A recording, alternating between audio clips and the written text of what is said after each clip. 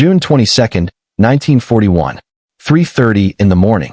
Along a front stretching nearly 2,000 miles from the Baltic Sea to the Black Sea, more than 7,000 German artillery pieces suddenly erupted in coordinated fury. The barrage tore through the pre-dawn darkness, announcing the beginning of the largest military operation in human history. Operation Barbarossa had begun. Within hours, over 3 million German and Axis soldiers would pour across the Soviet border, supported by 3,600 tanks, 2,500 aircraft, and 600,000 vehicles.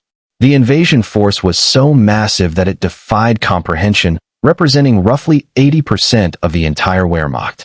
Never before had so many men and machines been assembled for a single military campaign. Adolf Hitler, the architect of this colossal undertaking, stood in his headquarters confident of victory. He had predicted to his generals that the Soviet Union would collapse within weeks, certainly before the onset of winter. The campaign, he assured them, would be finished in 5 months at most. German soldiers marching east had been told to pack light. They'd be home by Christmas. But June 22, 1941, wasn't just the beginning of Operation Barbarossa. It was the beginning of the end for the Third Reich. In launching this invasion, Hitler made what would prove to be the single most catastrophic strategic decision of World War II. A mistake so profound that it guaranteed Germany's eventual defeat regardless of how brilliantly German forces might fight at the tactical level. This wasn't the only fatal error Hitler would make. In the years that followed, he would compound this initial disaster with a cascade of strategic blunders that accelerated Germany's destruction. Declaring war on the United States 4 days after Pearl Harbor, refusing to allow tactical retreats at Stalingrad and elsewhere, diverting resources to genocidal policies when they were desperately needed at the front, micromanaging military operations from his command bunker while ignoring professional military advice. But Operation Barbarossa was the original sin, the decision that put Germany on an irreversible path to defeat. Everything that followed flowed from this fundamental miscalculation. To understand how the Third Reich went from conquering most of Europe to complete destruction in just 4 years, we need to understand not just this decision, but the mind of the man who made it. The story of Hitler's fatal mistakes is the story of how ideological obsession, strategic ignorance, and megalomaniacal overconfidence can doom even the most powerful military machine. It's a chronicle of how tactical brilliance cannot compensate for strategic incompetence. And it's a demonstration of how a single individual, wielding absolute power and rejecting professional advice, can lead an entire nation to catastrophe. Adolf Hitler did not stumble accidentally into the position where he could make these fatal decisions. He had spent decades clawing his way to absolute power in Germany, building a totalitarian state that concentrated all authority in his hands. Understanding his mistakes requires understanding how he came to wield such unchecked power and what shaped his strategic thinking. Born in Austria in 1889, Hitler served as a corporal in the German army during World War I. That experience in the trenches profoundly shaped his worldview. He experienced Germany's initial successes, the grinding stalemate of trench warfare, and finally the devastating defeat and humiliation of the Versailles Treaty. Like many German veterans, Hitler developed a narrative that Germany had been betrayed by internal enemies rather than defeated militarily. This stab in the back legend would become central to Nazi mythology. In the chaotic years following World War I, Hitler joined a small nationalist party that he would transform into the National Socialist German Workers' Party, the Nazis. His political program combined extreme nationalism, anti-communism, anti-Semitism, and promises to restore German greatness. But underlying all the rhetoric was a core obsession that Hitler articulated in his 1925 book, Mein Kampf. Germany needed Lebensraum, living space. This concept of Lebensraum would prove fatal to the Third Reich. Hitler believed that Germany's destiny lay in conquering territory in Eastern Europe, particularly from the Soviet Union. He envisioned German settlers displacing or enslaving the Slavic populations, whom Nazi racial ideology classified as subhuman. The conquered lands would provide agricultural resources and living space for Germany's growing population. This was not just a strategic goal. It was an ideological imperative that Hitler had committed to nearly 2 decades before he had the power to attempt it. Hitler's rise to power came through a combination of political maneuvering, exploitation of Germany's economic crisis, and the failure of democratic institutions to stop him. By 1933, he had been appointed Chancellor of Germany. Within months, he had transformed the Weimar Republic into a dictatorship. By 1934, after the death of President Hindenburg, Hitler held absolute power as Führer of Germany, combining the offices of Chancellor and President with supreme command of the armed forces. What made Hitler particularly dangerous was that early successes seemed to validate his strategic instincts. When he ordered the remilitarization of the Rhineland in 1936, his generals warned it could provoke war with France. France did nothing, and Hitler's gamble succeeded. When he annexed Austria in 1938, again there was no serious resistance. The Munich Agreement later that year gave him the Sudetenland without firing a shot. His generals had counseled caution. Hitler had pushed forward, and each time, he had been proven right. These successes bred a dangerous pattern. Hitler began to believe that his political instincts were superior to military professional judgment. When generals advised caution or warned of risks, Hitler saw them as timid and unimaginative. He increasingly relied on his own intuition rather than staff analysis. This would have catastrophic consequences once genuine military campaigns began. The invasion of Poland in September 1939 finally triggered the war Hitler had been courting. Britain and France declared war on Germany, though they did little to actually help Poland, which was crushed in a matter of weeks through the Wehrmacht's devastating new tactics of combined arms warfare that would become known as Blitzkrieg. When the Soviet Union invaded Poland from the east as part of the Nazi-Soviet pact, Poland's fate was sealed. The real test came in May 1940 when Germany invaded France and the Low Countries. Hitler's generals had developed an innovative plan that sent armored forces through the supposedly impassable Ardennes forest, bypassing the main French defensive lines. The campaign was a stunning success. France, which had fought Germany to a stalemate for 4 years in World War I, collapsed in just 6 weeks. The British Expeditionary Force barely escaped at Dunkirk.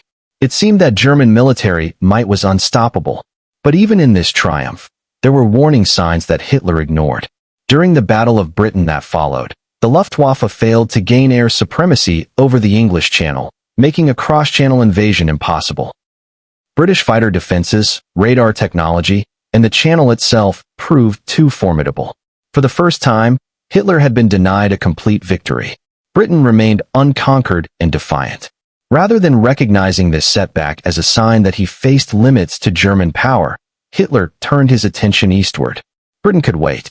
The Soviet Union, he decided, would be his next target. This decision, made even before the Battle of Britain had concluded, would determine the course of the entire war. In July 1940, just weeks after France's surrender, Hitler ordered his military planners to begin preparing for an invasion of the Soviet Union. The initial code name was Operation Otto, but Hitler changed it to Barbarossa, after Frederick Barbarossa, the Holy Roman Emperor who had led crusades into Eastern Europe in the 12th century. The name reflected Hitler's vision of this campaign as not merely military, but civilizational, a crusade of Germanic peoples against Slavic and Asiatic populations. The planning for Barbarossa revealed fundamental flaws in strategic thinking that would doom the operation from the start. Hitler and his staff made assumptions that were based more on ideology and wishful thinking than on careful intelligence analysis or realistic assessment of Soviet capabilities. First, they drastically underestimated Soviet military strength. German intelligence estimated that the Red Army had about 200 divisions. The actual number was closer to 400. And that didn't account for the Soviet Union's ability to mobilize reserves. Where Hitler saw a hollowed-out military weakened by Stalin's purges of the officer corps in the late 1930s, reality was more complex. Yes, the purges had eliminated many experienced officers, but they had also created opportunities for younger, sometimes more capable commanders to advance. And whatever its internal problems, the Red Army was huge and could absorb losses that would cripple other militaries. Second, the planners completely underestimated the vastness of the Soviet Union. Maps and staff rooms showed European Russia as just another theater of operations. But the distances involved dwarfed anything the Wehrmacht had encountered in Poland or France. From the Soviet border to Moscow was nearly 600 miles, much of it over primitive roads that would turn into impassable mud during spring and fall. There were few railroads, and those that existed used a different gauge than German railways, requiring time-consuming conversion or transloading of supplies. Third, and perhaps most fatally, Hitler refused to plan for a winter campaign. He was so certain the Soviet Union would collapse quickly that he saw no need to prepare for cold weather operations. German soldiers marched east in their standard uniforms. Vehicles and equipment were not winterized. Supply chains were not designed to deliver winter clothing, antifreeze, or other cold weather necessities. This decision alone would kill tens of thousands of German soldiers and cripple equipment when winter arrived. Fourth, there was no clear strategic objective that would actually knock the Soviet Union out of the war. Hitler and his generals agreed that they needed to defeat Soviet military forces in Western Russia, but beyond that, there was confusion. Should they drive for Moscow, the political and transportation center? For Leningrad in the north, to link up with Finland? For the resources of Ukraine? For the oil fields of the Caucasus? Different commanders had different priorities, and Hitler vacillated between them. This lack of a coherent strategic focus would prove devastating once the campaign began. The plan that emerged called for 3 army groups to attack simultaneously across the entire front. Army Group North would drive toward Leningrad. Army Group Center would push toward Moscow. Army Group South would conquer Ukraine. The expectation was that these massive armored thrusts would encircle and destroy Soviet forces before they could retreat into the Russian interior. Once the initial border armies were destroyed, Hitler believed the Soviet state would collapse. Stalin's regime was inherently unstable. The thinking went, held together only by terror. Remove the military forces protecting it, and it would implode. This assumption revealed how Nazi ideology had corrupted strategic analysis. Hitler saw the Soviet Union through the lens of his racial theories. Slavs were subhuman. Jews controlled the Bolshevik leadership. The whole system was degenerate and weak. Therefore, it would collapse quickly under military pressure. Reality would prove very different. The invasion force assembled for Barbarossa was immense. The largest field army Germany had ever created. It included roughly 150 divisions, organized into those 3 army groups. Supporting them were Romanian, Hungarian, Italian, and Finnish forces, bringing the total Axis strength to over 4 million men. Nearly 4,000 aircraft of the Luftwaffe would provide air support. The panzer divisions had been reinforced with the newest models of German tanks. Yet even with this massive force, there were ominous signs. Germany did not have unlimited resources. Creating this Eastern Front army had required stripping other theaters of troops and equipment. The occupation forces in Western Europe were thinned. Rommel's Afrika Korps in North Africa operated on a shoestring. If the campaign in Russia did not succeed quickly, Germany would be dangerously overextended. Moreover, the Germans were about to fight on a scale that their entire military-industrial system was not designed to sustain. German tank production in 1941 was measured in hundreds per month, adequate for short campaigns, but woefully insufficient for a prolonged war of attrition. The Luftwaffe had not been designed or equipped for strategic bombing or long-range operations. It was a tactical air force optimized for supporting ground operations. The Navy remained too weak to seriously challenge British control of the seas. Germany's economy, while strong, was not fully mobilized for total war. It would face enemies, the Soviet Union, Great Britain, and eventually the United States, whose combined industrial capacity dwarfed its own. But Hitler brushed aside such concerns. On the eve of the invasion, he told his generals that once the door was kicked in, the whole rotten structure would come crashing down. He gave them explicit orders that this would be a war of annihilation, not bound by conventional rules of warfare. Soviet commissars were to be shot on sight. Partisan warfare was to be met with the massacre of entire villages. The civilian population would be starved to feed the German army. Einsatzgruppen, mobile killing squads, would follow the army to murder Jews and other designated enemies. These criminal policies would have strategic consequences that Hitler did not anticipate.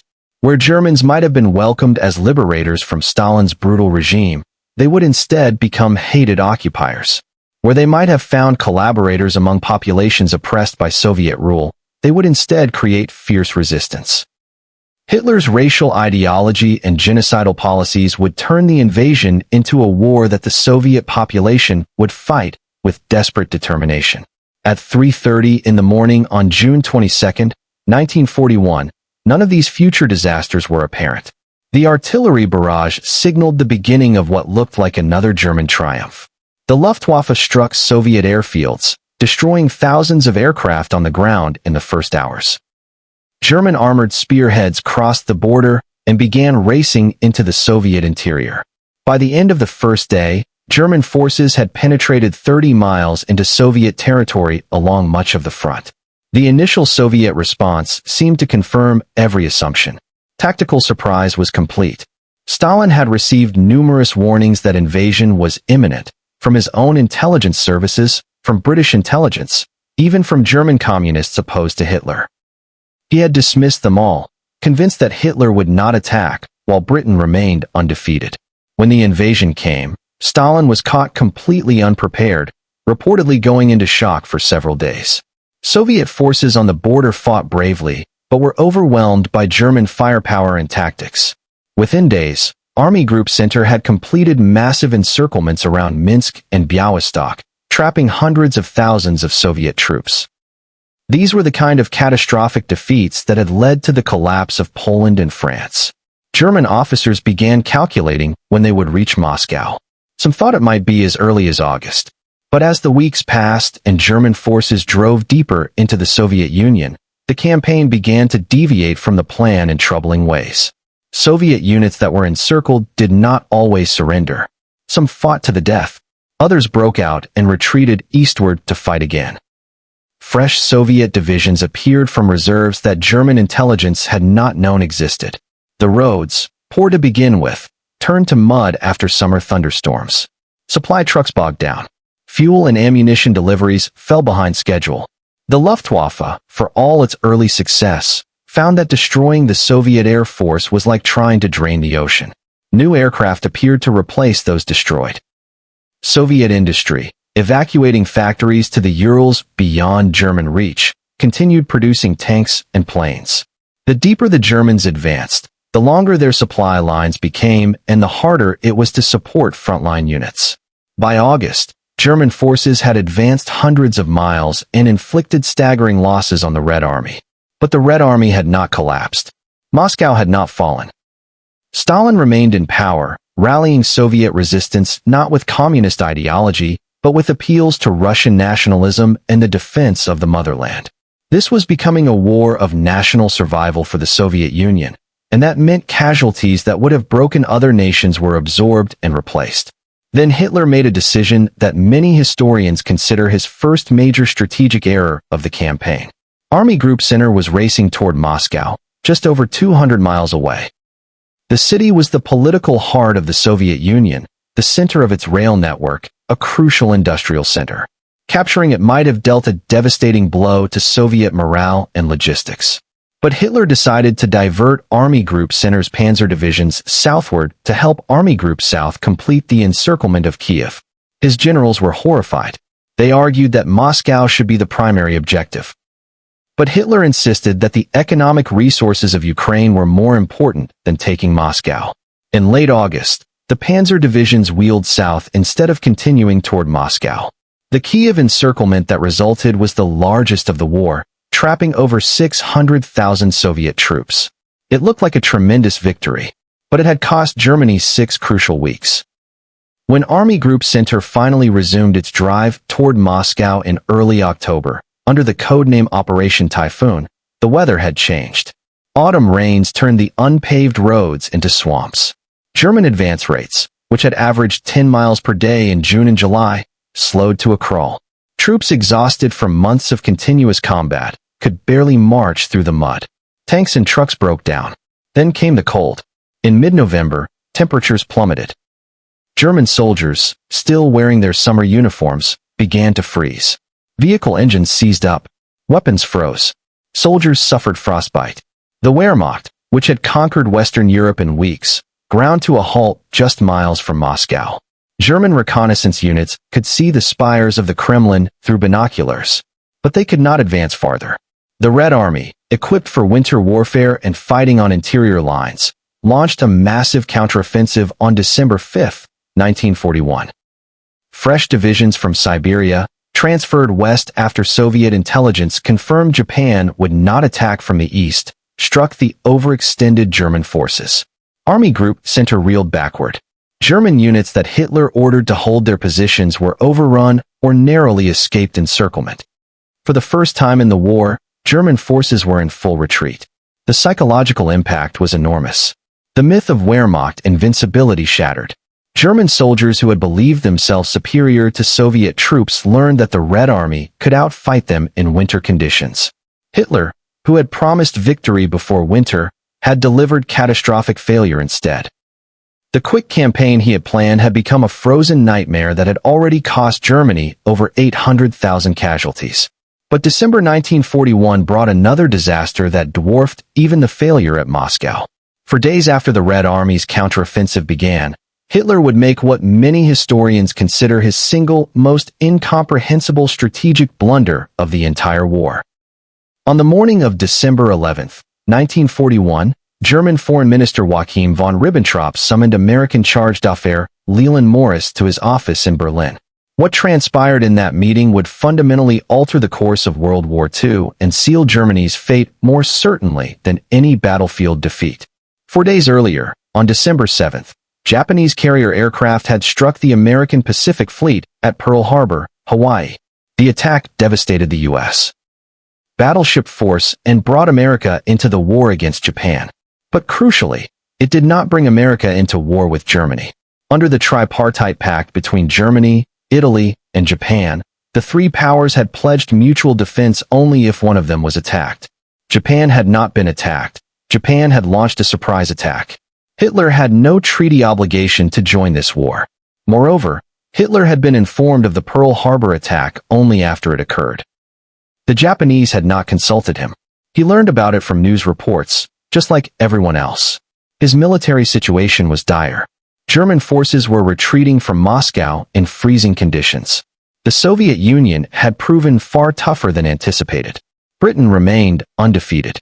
German U-boats were waging an undeclared naval war in the Atlantic, but the United States, while clearly sympathetic to Britain, was not yet officially a belligerent. Any rational strategic calculation would suggest that Hitler should maintain this ambiguous status quo. Let Japan and America fight their Pacific War. Keep Germany's focus on defeating the Soviet Union and strangling Britain through the U-boat campaign. Above all, avoid adding another enemy, especially one with the industrial capacity of the United States. But when Ribbentrop met with Morris on December 11th, he presented a formal declaration of war against the United States. Later that day, Hitler appeared before the Reichstag to deliver a lengthy, rambling speech announcing the decision. In his speech, he accused President Franklin Roosevelt of repeated provocations against Germany and claimed that war was inevitable anyway. The decision stunned even some of Hitler's own subordinates. Several German military leaders later said they could not understand it. Hitler was not required by treaty to declare war. Doing so brought no immediate military advantage.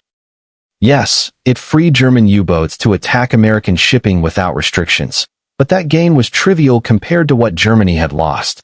What Germany lost was any remaining chance of keeping the United States on the sidelines. American public opinion before Pearl Harbor had been deeply divided. Isolationist sentiment remained strong. Many Americans wanted to support Britain with supplies, but not with troops. The Pearl Harbor attack had united the country against Japan, but extending that unity to a war in Europe was not guaranteed. Hitler's declaration solved that problem for President Roosevelt. Within hours, Congress voted to declare war on Germany with near unanimity. The isolationist opposition collapsed. America was now in a two-ocean war, and defeating Nazi Germany became an explicit American war aim. The full industrial capacity of the United States, already supporting Britain and the Soviet Union through Lend-Lease, would now be turned toward Germany's destruction. The scale of what Hitler had just taken on was staggering. American industrial production in 1941 exceeded that of Germany, Italy, and Japan combined. American shipyards would launch more warships in the next 3 years than the rest of the world combined had built in the previous decade. American factories would produce airplanes, tanks, and trucks in quantities that dwarfed Axis production. American agriculture would feed not only U.S. forces, but also sustain Britain and the Soviet Union. Moreover, American manpower reserves were essentially unlimited from the German perspective. The United States could mobilize millions of soldiers without meaningfully affecting its industrial workforce. Every month America stayed in the war, it would grow stronger while Germany grew weaker. Time, which had favored Germany in 1940 when France collapsed, now heavily favored the Allies. Hitler seems to have made the declaration based on several miscalculations. He apparently believed that Japan's entry into the war would help by tying down American resources in the Pacific. He underestimated American industrial capacity, sharing a widespread European misconception that America was good at mass production but weak at making quality military equipment. He appears to have believed that the war with the Soviet Union would be won quickly, freeing up forces before American strength could be brought to bear. Most fundamentally, Hitler seemed incapable of understanding the strategic situation he had created. By December 1941, Germany was fighting the British Empire, which controlled crucial sea lanes and could strike at Axis forces in North Africa and potentially southern Europe.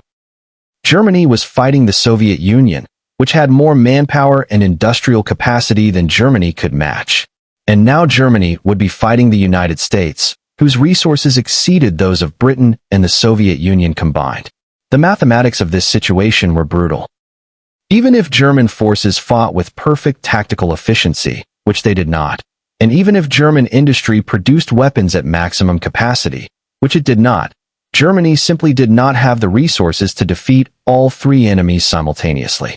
Hitler had created a coalition against Germany that possessed overwhelming superiority in population, industrial capacity, natural resources, and geographic reach.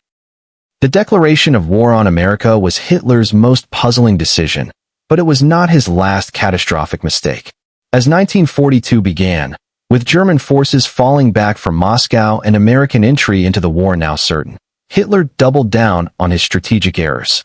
Rather than reassessing his approach or seeking a negotiated settlement while Germany still held most of its conquests, he planned another massive offensive into the Soviet Union. The 1942 campaign, codenamed Case Blue, reflected both Hitler's continued obsession with the East and his growing recognition that Germany faced resource constraints. The strategic goal was to seize the oil fields of the Caucasus, denying them to the Soviets while securing oil for Germany's war machine. This made more sense than the nebulous objectives of 1941, but the execution would reveal Hitler's growing tendency to micromanage operations and refuse to accept unpleasant realities. Case Blue began in June 1942 with renewed German offensives in southern Russia. The initial advances were successful, with German forces again making deep penetrations into Soviet territory. But Hitler soon began splitting his forces between multiple objectives in a way that dissipated strength without achieving decisive results. He wanted the oil fields. He wanted to cut the Volga River. He wanted to capture a city that carried his enemy's name, Stalingrad. Stalingrad was not originally a primary objective. It was an industrial city on the Volga, important as a transportation hub, but not worth a massive battle for its own sake. But as German forces approached it in August 1942, Hitler became increasingly fixated on capturing the city. Perhaps it was the symbolic value of taking a city named for Stalin. Perhaps it was his belief that seizing Stalingrad would cut Soviet supply lines. Whatever the reason, what should have been a secondary objective became an obsession. The battle that developed through August and September 1942 was unlike anything in the war to that point. The Luftwaffe bombed Stalingrad into rubble, ironically making it easier for Soviet defenders to fight from the ruins. German infantry and armor pushed into the city, expecting to quickly overcome resistance. Instead, they encountered Soviet defenders who had been ordered to hold the city at all costs. Every building became a fortress. Every street was contested. German soldiers called it Rattenkrieg, the Rat War, where battles were fought room by room, floor by floor. The fighting in Stalingrad was extraordinarily brutal and costly for both sides. German forces, optimized for mobile warfare on open terrain, found themselves in grinding urban combat where their advantages in coordination and firepower were largely negated. Soviet defenders, supplied across the Volga at night, fought with desperate determination. By October, German forces controlled perhaps 90% of the city, but that last 10%, clinging to the riverbank, remained beyond their grasp. What Hitler and his generals failed to recognize, fixated as they were on the city itself, was that the flanks of the German position were dangerously exposed. The Sixth Army, which had spearheaded the drive to Stalingrad, was stretched along the Volga with its flanks protected mainly by Romanian and Italian forces. These Allied units were poorly equipped and not capable of withstanding major attacks. The German focus on the city left these flanks vulnerable. Soviet commanders, led by Georgy Zhukov, recognized the opportunity. While German attention was locked on Stalingrad itself, the Soviets assembled massive forces north and south of the city, hidden in the steppes. They planned Operation Uranus, a double envelopment that would strike through the weak Axis flanks and encircle the German forces at Stalingrad. On November 19, 1942, the northern pincer of Operation Uranus struck. Soviet tanks and infantry smashed through the Romanian Third Army. The next day, the southern pincer attacked and broke through the Romanian Fourth Army. The Romanian forces, badly outnumbered and lacking anti-tank weapons, collapsed. Within 3 days, the two Soviet spearheads met at Kalach, west of Stalingrad. The German Sixth Army, roughly 300,000 men, was encircled. This was the crisis moment where Hitler's strategic incompetence would have its most direct and devastating impact. The Sixth Army's commander, General Friedrich Paulus, immediately radioed that his forces needed to break out of the encirclement before Soviet forces consolidated their positions. Other generals agreed. Even hardliners acknowledged that the Sixth Army could not survive if it remained trapped. But Hitler refused to authorize a breakout. He ordered the Sixth Army to hold its position and declared Stalingrad a fortress that must be defended to the last man. His reasoning seemed to be that German forces had been temporarily cut off before and had been relieved. He also appeared to believe that the Sixth Army could be supplied by air until relief forces broke through the encirclement. This was catastrophic miscalculation compounded by wishful thinking. Hermann Göring, the head of the Luftwaffe, had boasted to Hitler that his aircraft could supply the Sixth Army. But delivering the minimum 750 tons of supplies per day that the surrounded forces needed required a sustained airlift beyond the Luftwaffe's capabilities, especially with Soviet fighters contesting the air and winter weather grounding aircraft for days at a time. In reality, the average daily airlift would be just over 100 tons, nowhere near sufficient.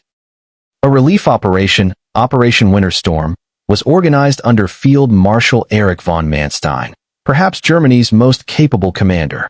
Manstein's forces fought their way to within 30 miles of the Stalingrad pocket by mid-December. At this point, a breakout by the Sixth Army toward Manstein's forces might have succeeded, allowing at least part of the army to escape. But again, Hitler refused to authorize it. He insisted that Stalingrad must be held. Paulus, a by-the-book officer who had never before disobeyed orders, did not act without authorization. The Sixth Army stayed in place. Manstein's relief force, overextended and threatened by Soviet counterattacks, had to withdraw. The window for escape closed. Throughout January 1943, the Sixth Army slowly died. Soldiers starved on reduced rations. The wounded lay untended because medical supplies could not be delivered. Frostbite and disease-ravaged units holding positions in sub-zero temperatures. Soviet attacks gradually compressed the pocket. On January 31, 1943, Paulus surrendered along with the southern pocket of remaining German forces. The last holdouts in the northern pocket surrendered February 2nd. Of the approximately 300,000 German and Axis troops encircled at Stalingrad, fewer than 6,000 would ever return home. The Sixth Army, one of Germany's finest formations, had been completely destroyed. The loss included 20 divisions of frontline troops that Germany could not replace. The blow to German morale was immense. For the first time, A German field marshal had surrendered rather than fight to the death. The Battle of Stalingrad marked the definitive turning point on the Eastern Front. Never again would German forces mount a strategic offensive that threatened Soviet survival. The Red Army, having stopped the Germans at Moscow and destroyed them at Stalingrad, would spend the next 2 years pushing German forces westward across thousands of miles back to Berlin. Hitler's refusal to authorize a breakout at Stalingrad remains one of the clearest examples of how his personal decisions led directly to catastrophic military defeats. Competent generals had presented him with the military necessity. The tactical situation demanded a breakout. But Hitler's obsession with not yielding ground, his inability to accept reality, and his tendency to believe that willpower could overcome material facts led him to make a decision that destroyed an entire army. And this was far from an isolated incident. Throughout the remainder of the war, Hitler would repeatedly issue "stand fast" orders that forbade German forces from conducting tactical retreats even when surrounded or hopelessly outnumbered. These orders, born from Hitler's refusal to give up conquered territory, would lead to disaster after disaster as German units were encircled and destroyed rather than being allowed to withdraw to defensible positions. After Stalingrad, the pattern of German defeat accelerated.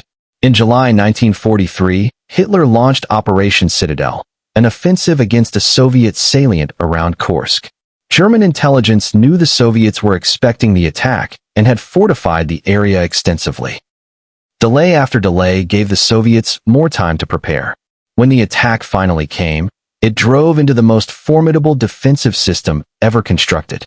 The Battle of Kursk would become the largest tank battle in history, involving nearly 6,000 tanks from both sides. But more than that, it would mark the definitive end of German offensive capability on the Eastern Front. From Kursk onward, the Wehrmacht would be in continuous retreat, fighting desperate defensive battles all the way back to Berlin.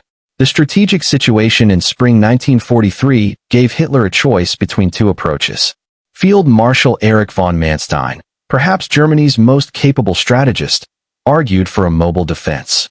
Let the Soviets attack, trade space for time, then launch counterstrokes against overextended Soviet forces.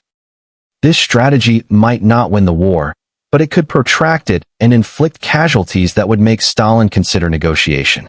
Hitler rejected this approach. He wanted an offensive, a victory that would prove to Germany's allies and the world that the Wehrmacht remained a formidable force. He also wanted to straighten the front line by eliminating the Kursk salient, a bulge in Soviet lines that protruded westward. The salient was roughly 118 miles across and 75 miles deep. If German forces could pinch it off, they would encircle and destroy 5 Soviet armies, perhaps as many as 500,000 men. The plan for Operation Citadel was straightforward. Army Group Center would attack southward from the north side of the salient. Army Group South would attack northward from the south. The two pincers would meet east of Kursk, trapping Soviet forces inside. It was the same encirclement strategy that had worked so brilliantly in 1941. But this was not 1941. Hitler originally ordered the operation to begin in May 1943, but he kept delaying it, waiting for new weapons that would give German forces an overwhelming advantage. He wanted more of the new Panther tanks, which mounted powerful 75mm guns and had thick sloped armor. He wanted more Tiger tanks, whose 88mm guns could destroy any Soviet tank at long range. He wanted the new Ferdinand tank destroyers, essentially huge 88mm guns mounted on heavily armored chassis. Each delay gave the Soviets more time to prepare, and they used that time well. Soviet intelligence had warned of the coming German offensive. British intelligence, having broken German codes, passed along information about German plans. Even German deserters provided warnings about the specific date and time of the attack. Stalin, who had ignored warnings before the 1941 invasion and paid a terrible price, took these warnings seriously. The Soviets constructed defensive belts around Kursk that were unprecedented in depth and strength. The first belt extended 12 to 15 miles deep, consisting of trenches, bunkers, anti-tank obstacles, and minefields. Behind it was a second belt of similar construction. Behind that, a third. And beyond the third, operational reserves waited to counterattack or plug any breakthrough. In total, the defensive system extended nearly 200 miles deep. Soviet engineers laid roughly 500,000 mines, both anti-tank and anti-personnel. They dug trenches totaling over 2,500 miles in length. Civilians from Kursk and surrounding areas helped with the construction, digging with whatever tools they could find. Anti-tank guns were positioned in mutually supporting positions. Artillery was pre-sighted on likely German approach routes. Every possible avenue of advance was covered by fire. The Red Army also concentrated massive forces. The Central Front under General Konstantin Rokossovsky defended the northern face of the salient. The Voronezh Front under General Nikolai Vatutin defended the southern face. Behind them, the Steppe Front under General Ivan Konyev waited as strategic reserve. In total, over 1,300,000 Soviet troops, 3,600 tanks, 2,400 aircraft, and thousands of artillery pieces were assembled. When Operation Citadel finally began on July 5, 1943, the Germans drove into a meat grinder. In the north, General Walther Model's Ninth Army attacked toward the town of Panayrai. His forces included some of the newest German armor, Tigers, Panthers, and Ferdinands. But the Panthers, rushed into service before they were ready, suffered mechanical breakdowns. Many caught fire before even reaching combat. The Ferdinands, powerful as their guns were, lacked machine guns for close defense and became vulnerable to Soviet infantry once they broke through initial defenses. The German advance in the north managed to penetrate about 6 miles into Soviet defenses before grinding to a halt. Every yard was contested. Soviet troops fought from prepared positions, falling back to the next defensive line when overrun. German tank losses mounted as mines destroyed tracks and anti-tank guns knocked out vehicles. The Luftwaffe provided air support, but faced fierce opposition from Soviet fighters. The battle for Panayrai alone raged for days, with both sides suffering heavy casualties. In the south, Army Group South under Manstein made better progress. The 2 SS Panzer Corps, equipped with Tiger tanks and elite Waffen-SS troops, drove deeper into Soviet defenses. By July 11th, they had advanced about 25 miles and were approaching the small town of Prokhorovka, where the 3rd Soviet defensive belt began. On July 12, 1943, near Prokhorovka, one of the largest single-day tank engagements in history occurred. The Soviet 5th Guards Tank Army, roughly 850 tanks, mostly T-34s, attacked the 2 SS Panzer Corps. The Soviets deliberately closed to point-blank range, negating the German advantage in long-range gunnery. At close quarters, T-34s could penetrate Tiger armor from the side and rear. The battle that followed was chaotic and brutal.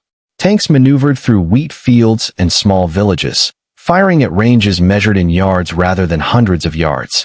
The smoke and dust became so thick that visibility dropped to almost nothing. Tanks collided with each other. Crews fought hand-to-hand after their vehicles were disabled. By the end of the day, the battlefield was littered with burning wrecks. Casualty figures for Prokhorovka remain disputed, but what's clear is that both sides suffered heavily. The Germans lost tanks they could not replace. The Soviets lost more tanks, but had the industrial capacity to build replacements. More importantly, the 2 SS Panzer Corps had been stopped. The advance toward Kursk ground to a halt. Hitler called off Operation Citadel on July 13th. His stated reason was that the Allies had invaded Sicily on July 10th, and he needed to transfer forces to defend Italy. But the reality was that Citadel had failed. German forces had not broken through Soviet defenses. They had not encircled the Soviet armies in the salient.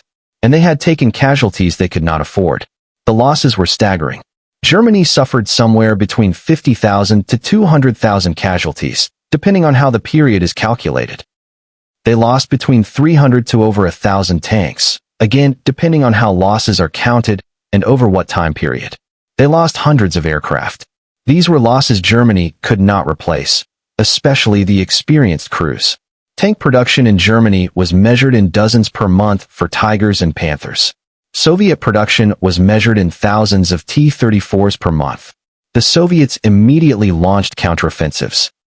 Operation Kutuzov struck the German positions north of Kursk, liberating the city of Orel.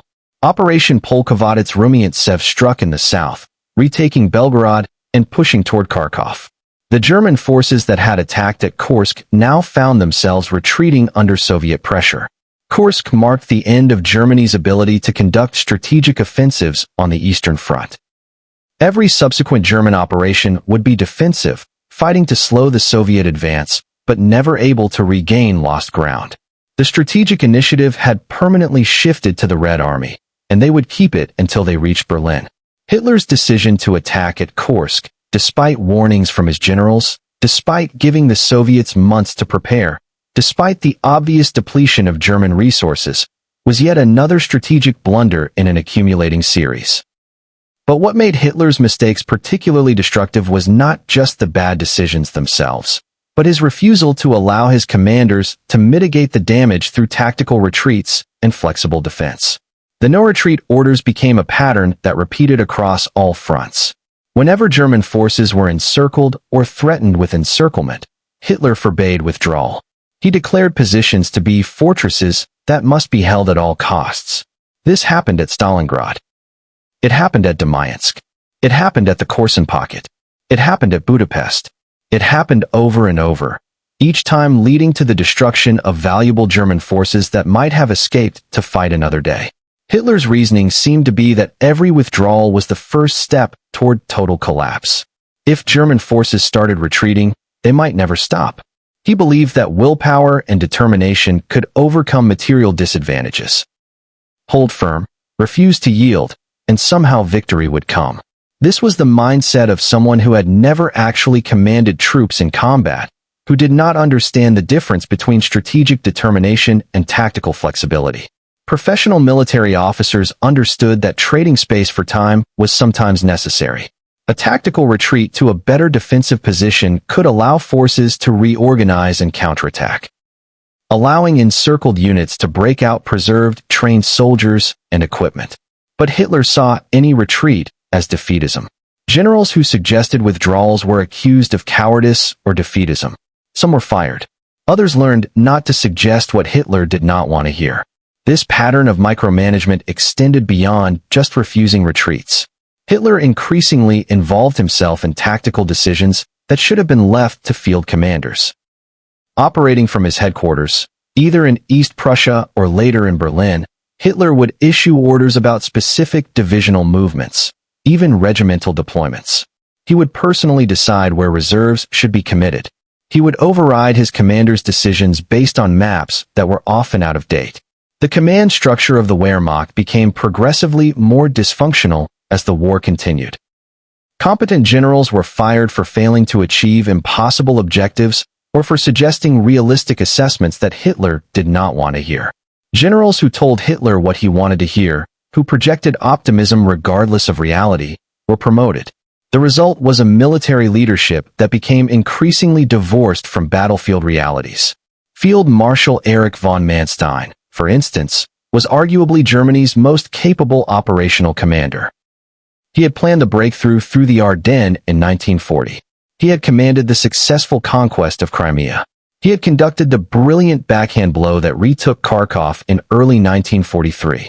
But by March 1944, Hitler fired him, frustrated by Manstein's repeated requests for operational freedom and his suggestions of strategic withdrawals.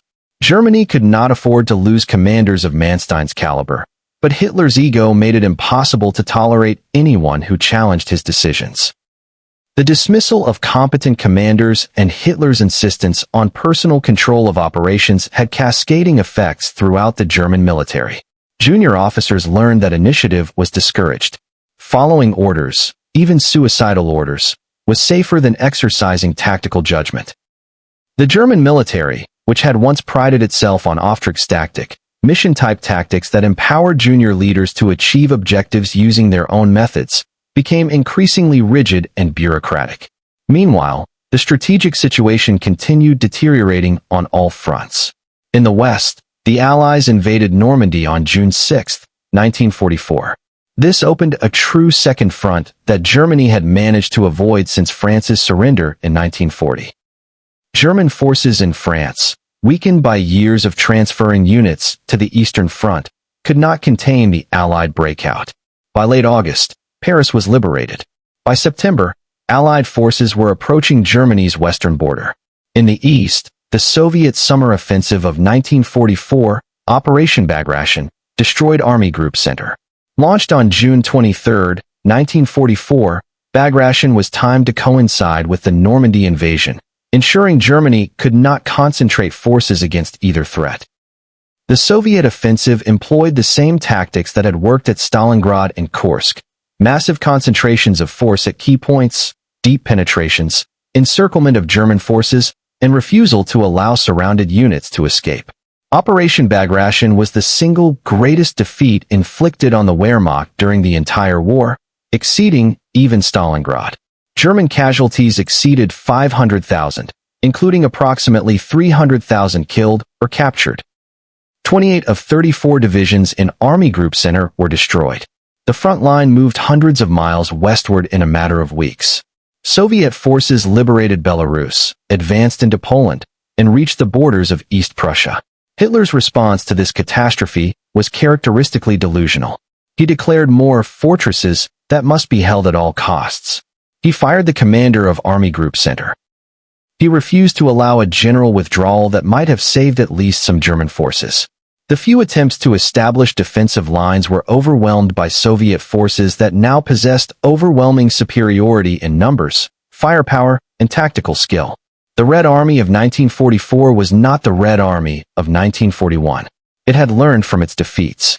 It had developed commanders like Zhukov, Konev, and Rokossovsky who understood operational art, as well as any German general.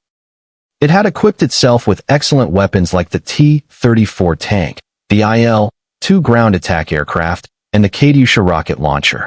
Most importantly, it had the industrial capacity to replace losses and the manpower reserves to sustain continuous offensive operations.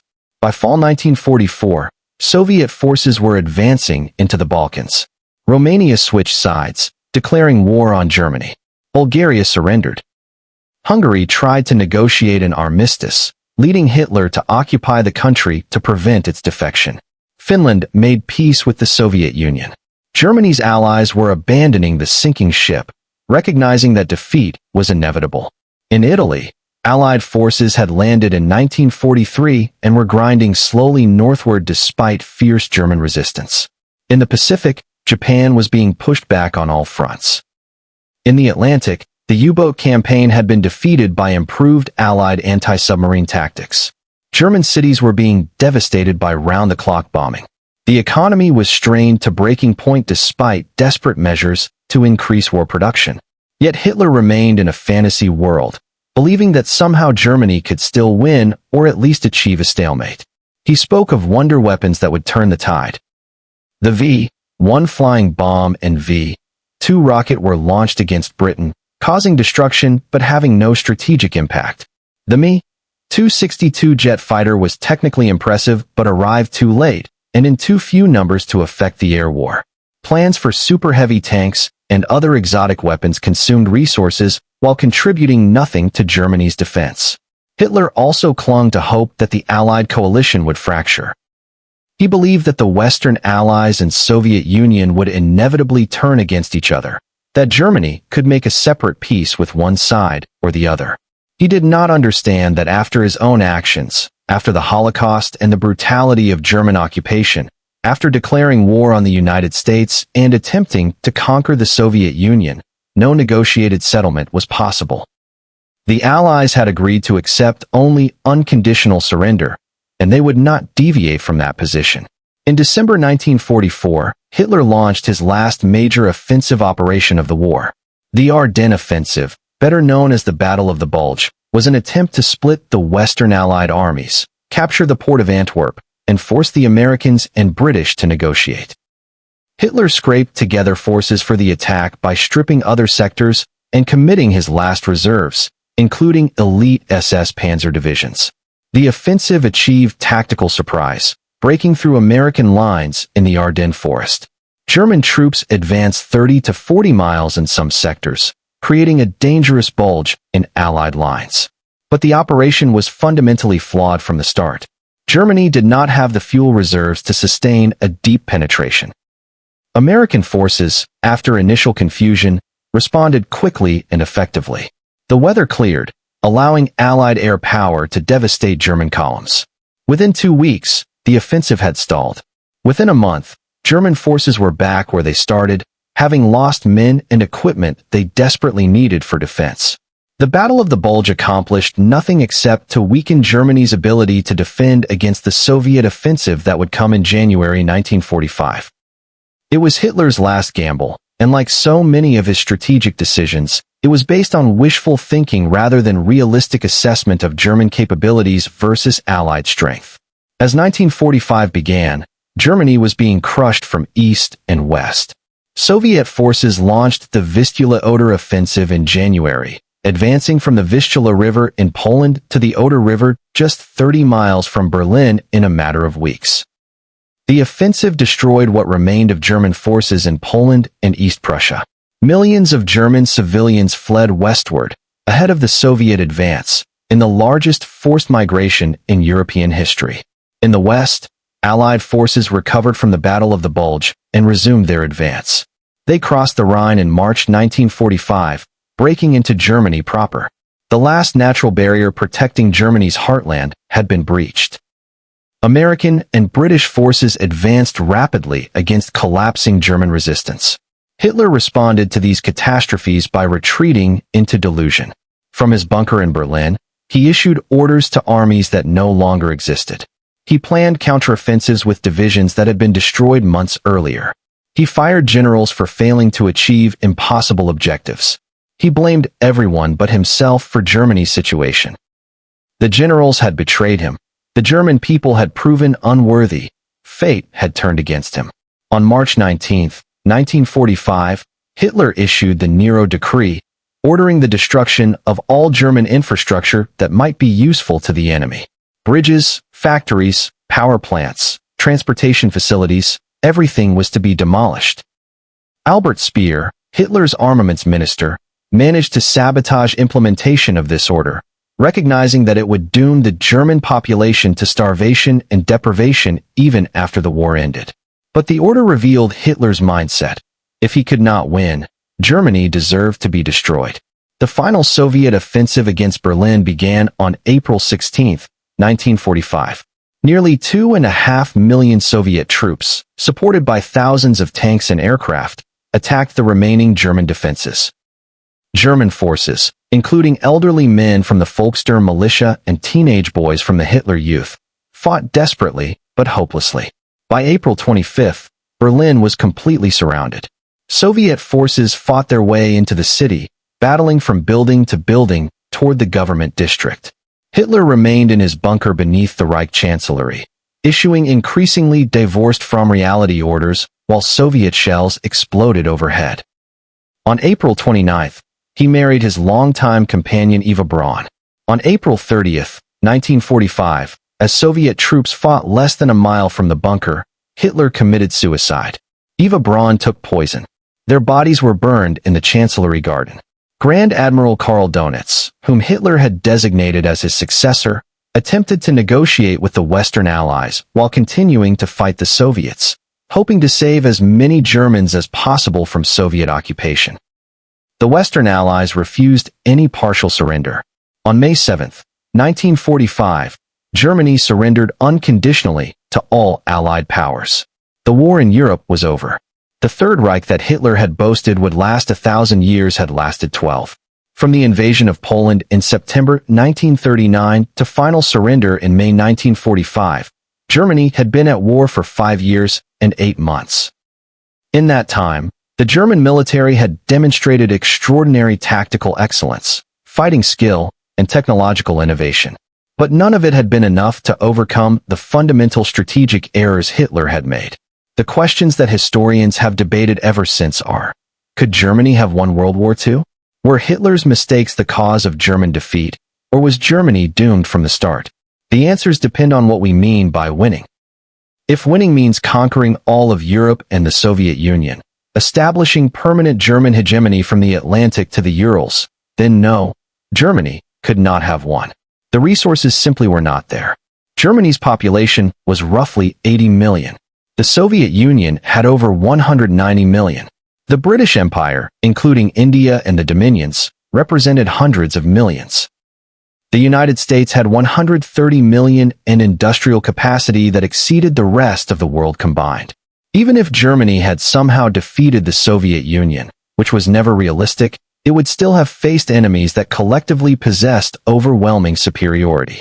But if winning means fighting to a stalemate and negotiating a peace that left Germany in control of significant conquests, that was perhaps possible if Hitler had made better strategic decisions.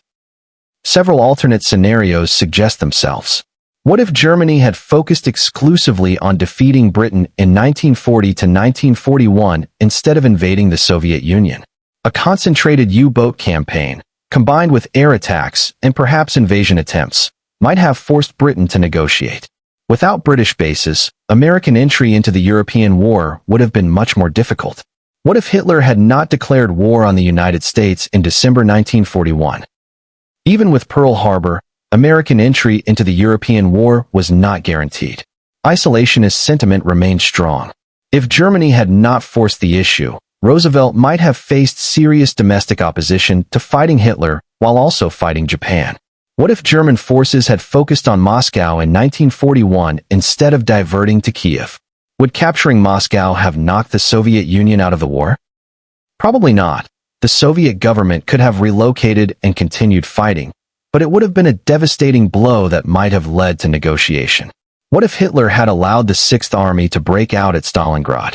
Those 300,000 troops, if preserved, would have been invaluable in 1943 and 1944. The skilled officers and NCOs alone represented irreplaceable human capital. What if Hitler had adopted Manstein's strategy of mobile defense in 1943 instead of attacking at Kursk? A strategy of strategic withdrawal, counterattack, and attrition might have protracted the war and made Stalin reconsider the costs of advancing.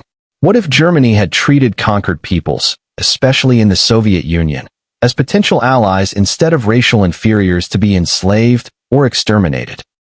Millions of Ukrainians, Russians, and others initially welcomed German forces as liberators from Stalin's regime.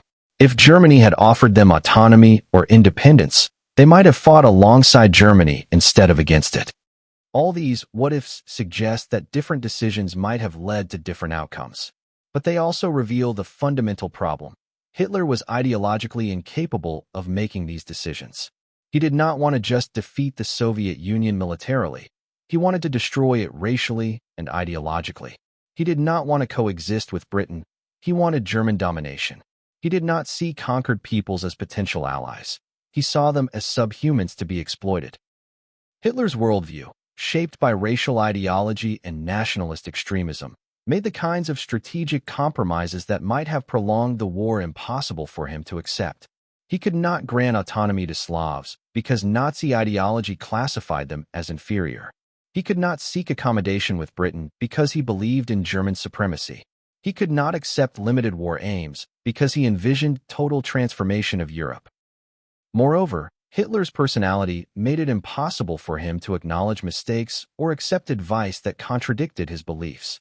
A rational strategic thinker, when confronted with evidence that a plan is not working, adjusts. Hitler doubled down. When Barbarossa failed to achieve quick victory in 1941, he insisted on renewed offensives in 1942. When Stalingrad turned into disaster, he refused to cut losses. When generals pointed out that Germany was being outproduced, he dismissed economic reality as defeatism.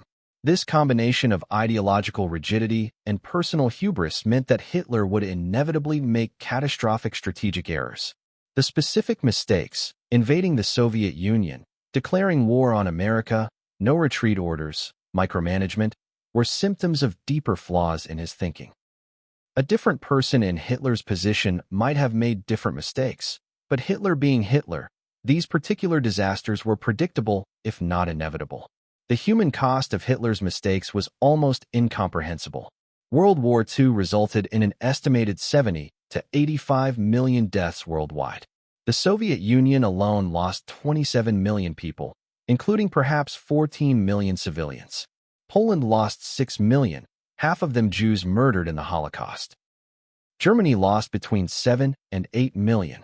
Yugoslavia, China, the Philippines, Indonesia, India, all suffered millions of dead.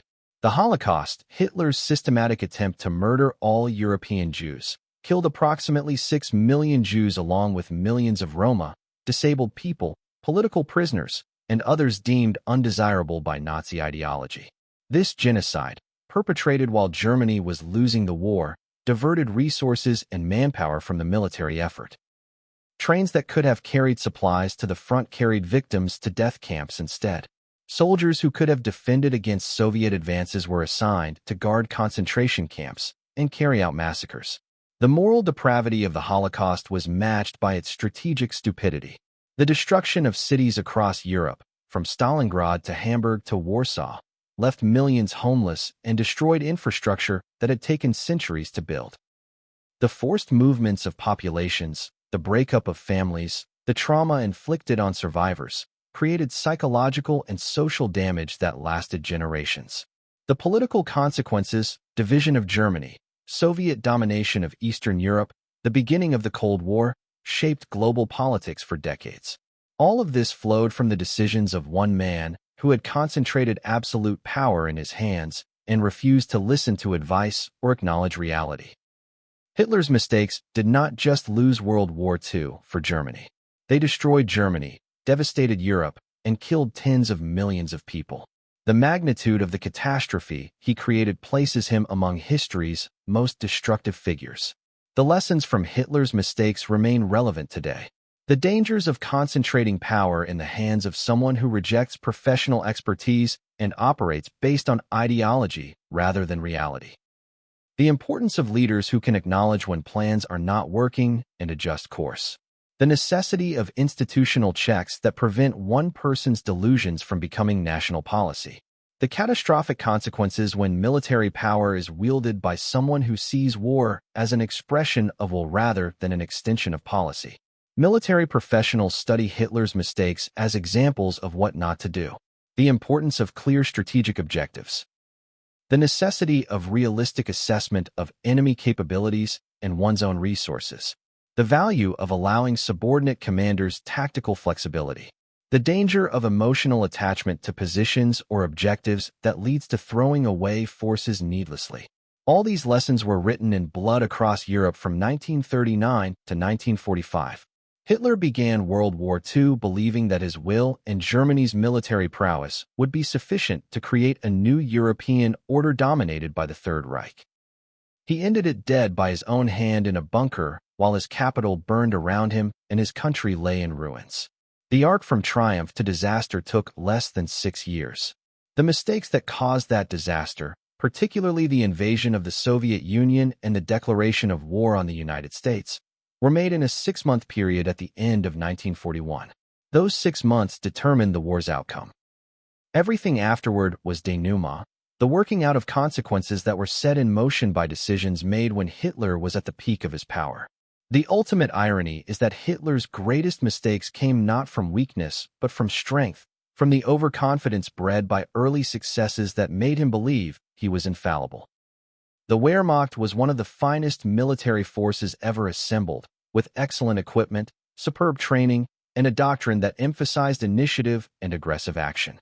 German soldiers fought with skill and courage throughout the war, often against overwhelming odds.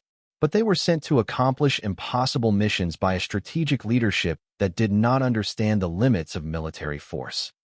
All their tactical excellence could not overcome the strategic incompetence of their supreme commander. In the end, Hitler's fatal mistake was not any single decision, though invading the Soviet Union certainly ranks as the most immediately catastrophic.